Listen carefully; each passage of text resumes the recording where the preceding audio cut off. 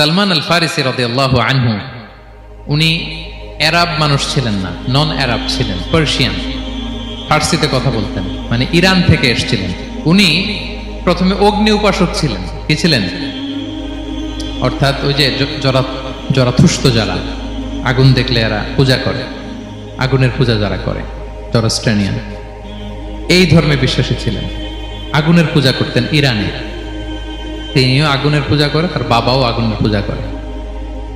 একদিন বাবা একটা কাজে পাঠিয়েছে, ওই কাজ করতে যেয়ে সে খ্রিস্টানদের গির্জা ক্রস করতেছিল। ছোট মানুষ গির্জা ক্রস করতে যেয়ে দেখে খ্রিস্টানরা কেমন যেন আলাদা ইবাদত করে, নামাজ পড়ে। এটা দেখে খুব ভালো লাগছে, তার খুব ভালো লাগছে। বাড়িতে এসে বাবারে বলে, বাবা আমি দেখলাম যে খ্রিস্টানরা তাদের চার্চে গির্জায় নামাজ পড়ে, এটা তো অনেক সুন্দর, আমরা যে আগুনের সামনে যা করি এটার চেয়ে ওইটা সুন্দর।